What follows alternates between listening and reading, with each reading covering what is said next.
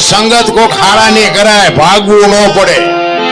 હારા માણા ભેગો દારૂ વાળા હોય ને, દારૂ વાળા એના ભેગા તમે નો પીતા હોય ને બેવો ને તો તમારું નામ લખાઈ જાય કે આ પીતો જ હોય ને કે આના ભેગો નો બે, ભલે નો પીતા હોય.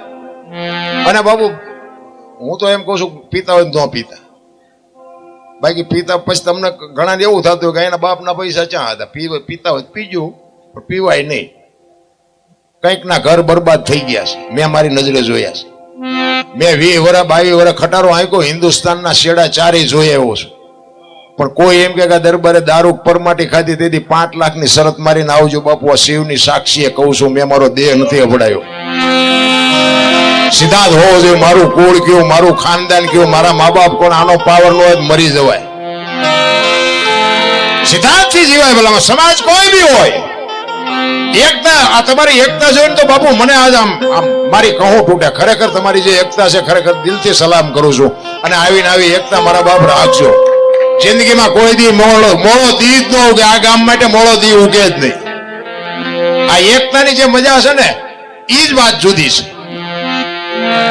બાકી તો બાપુ છે ને જ્યાં ફાટા પડ્યા છે ને હગા ભાઈઓ ને બાપુ ફળિયામાં દિવાલું જોઈ લ્યો, આખા ગામ ધુમાડા બંધ દે, હગા ભાઈઓ ન હોય.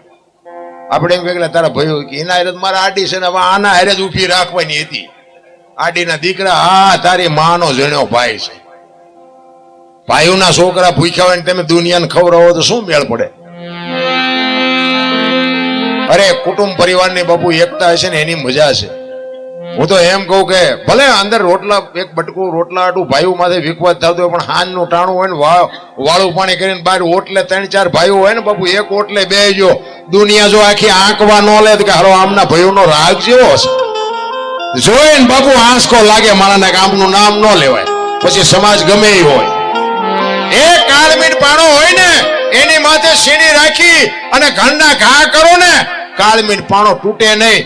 બહુ મહેનત કરીને જયારે તોડો ને એને ક્રેક પડે ને, પછી ક્રેક પડે ને કાળમીન પાણામાં, પછી એમાં માટી ભરાય.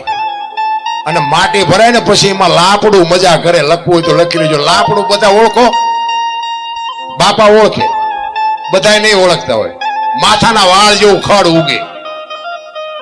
ઈ તિરાડમાં કાળમીન પાણામાં સીણી નો અડતી હોય એને તિરાડ પડે ને પછી બાપુ એમાં લાપડું ઉગે. લાપડું એમ કુટુંબમાં જેથી તિરાડ પડે ને પછી બહાર ગામના રાકા આવીને તમારા કુટુંબમાં મજા કરી જાય છે.